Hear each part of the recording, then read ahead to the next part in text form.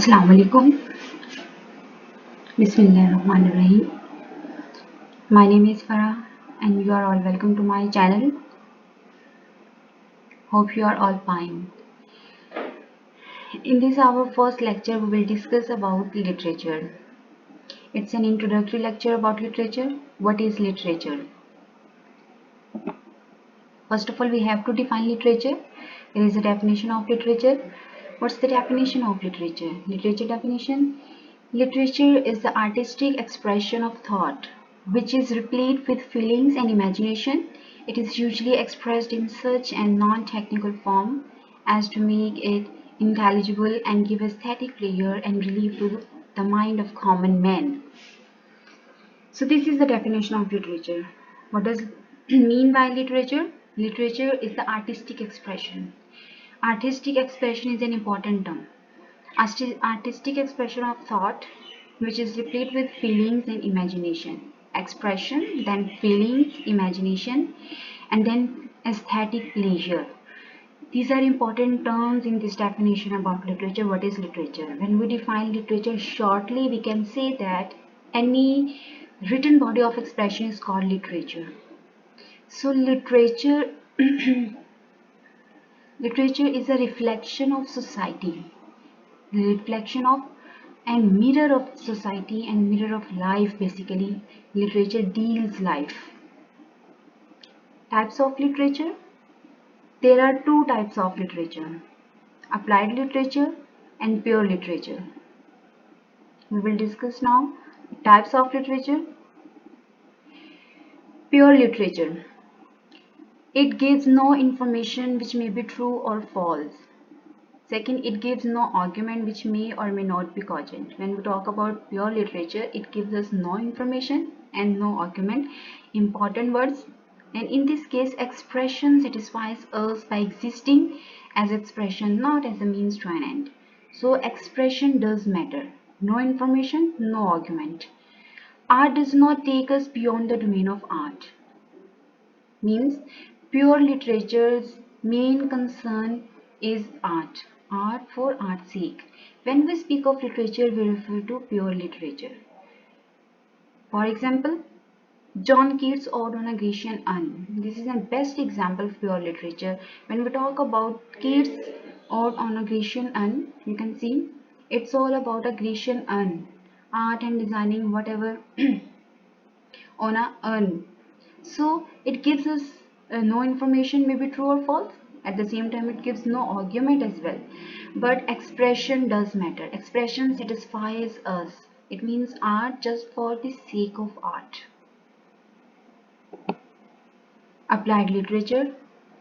It gives certain information to the reader in an appropriate style. Here, we receive some information. Expression is not so much important as the information.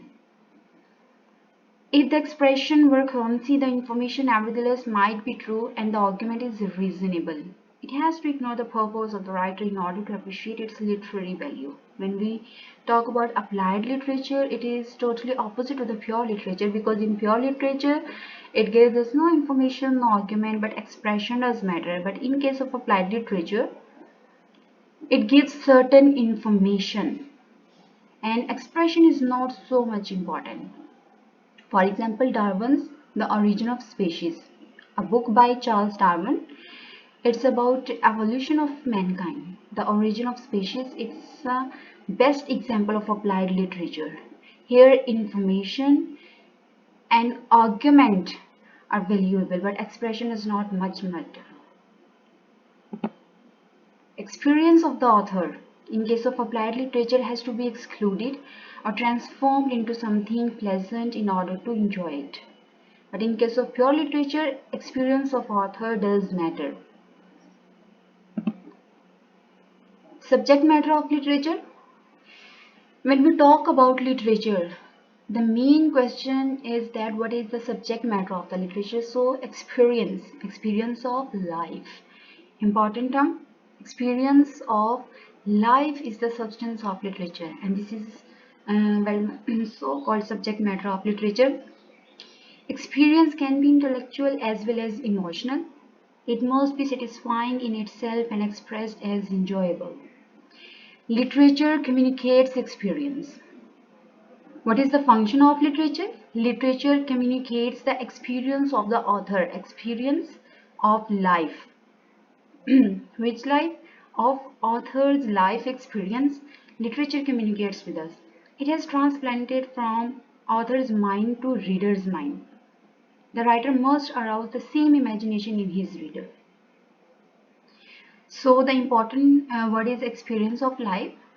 Whatever the experience of the author tries to arouse the same, you can say same feelings through imagination in the mind of his reader. He achieves this by means of words, sense of language. Then language is an important as symbols of his experience. How does he or she express his experience? Through symbols. What type of symbols? Words, sense of language, through words, through language. Literature and life. Now, what is the connection between literature and life? Life is the subject matter of literature, as we have discussed. Life provides the raw material on which literature imposes an artistic form. So life is the subject matter of literature. Literature communicates writer's experience of life. This connection between literature and life is not so simple as it seems. So the connection between literature and life is not so simple. This problem has been discussed by some of the greatest literary critics of the world, and their conclusions have been sometimes contradictory. So what is the relationship between life and literature? This is a problem, and this problem is discussed by some literary critics. We will discuss one by one. Literary critics, first of all, Plato, Aristotle, Sir Philip Sidney, Dryden, Dr. Johnson, and Walter Pater. First of all, Plato.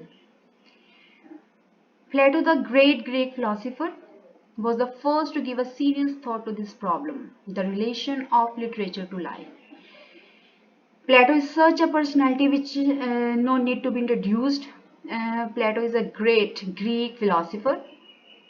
He discussed the problem, the relation of literature to life. First of all, he referred mainly to poetry. He discussed this problem with a special reference of poetry. He regarded poetry as mere imitation of life.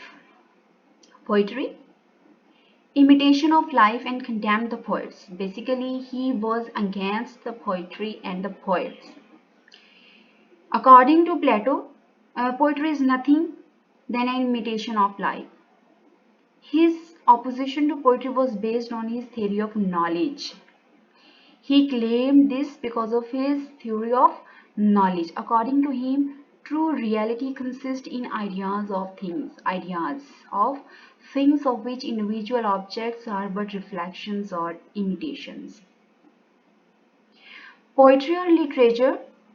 This argument of Plato can be applied on whole literature.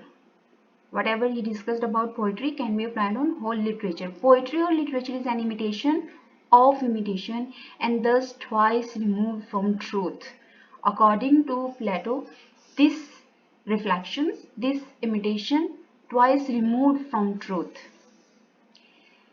But there is an obvious error in Plato's reasoning. He does not perceive that poetry creates something more than reality. Next, Aristotle. Plato's error was corrected by his pupil Aristotle. Then Aristotle said that in his Poetics, his book, he examines the nature and the qualities of imaginative literature with a view that it is true and not false as Plato had shown it. Then Aristotle said that this is not a false imagination because he agreed with Plato that poetry is an imitation of reality, but this imitation is the objective representation of life in literature or the imaginative reconstruction of life. According to Aristotle, no doubt poetry is an imitation of reality, imitation of nature, it's an imitation of life, but this imitation You cannot label out this imitation as false. This imitation is the objective representation of life. In literature, when you are imitating something, it means you are representing the life in literature or the imaginative reconstruction of life. So at the same time, you are producing something more than reality, according to Aristotle. Poet derives inspiration from the world. According to Aristotle, no doubt poet derives inspiration from the world, from the objective world, by the power of his imagination. The art of poetry imitates this imaginative inspiration in language. Then poet expresses his or her imagination through language and produces something more than reality. The art of literature as a whole exists to give shape to a certain kind of imaginative impulse. It is possible to imagine life exactly as it is. So, by following this process, it is possible to imagine life exactly as it is, according to Aristotle. Sir Philip Sidney. Sir Philip Sidney also refuted Plato's contention that literature is a mere an imitation of imitation. According to Sir Philip Sidney, poet does not imitate but creates. The important word which Sir Philip Sidney uses, creates, means poet creates something unique, something more than reality. It is the reader who imitates what the poet creates, taking his material from the actual world. What is the function of poetry? What does poet do basically? He takes material from the actual world, from the objective or outer world. The poet creates an ideal world by means of his imagination. So here imagination, in case of poetry, here imagination is an important word. The ideal world of the poet is of value, and the world created by the poet is of value because it is a better world than the real world. It is presented in such a way that the reader is stimulated to try and imitate it in his own practice. Next, Dryden. Dryden also pointed out that imaginative literature gives us a just and lively image of human nature by representing its passions and humors. Then Dr. Johnson, he expressed the view that the poet holds up a mirror to nature. According to Dr. Johnson, nothing can please many and please long, but just representation of general natures. So, in literature, you are representing the life through imagination. The poet must know the manners and customs of men of all times and conditions. So these are the arguments developed by such literary critics about the relationship of life and literature. Last but not least, Walter Pater. The later 19th century critic Walter, in his essay on style, discussed this problem, the relation of literature and life, in detail.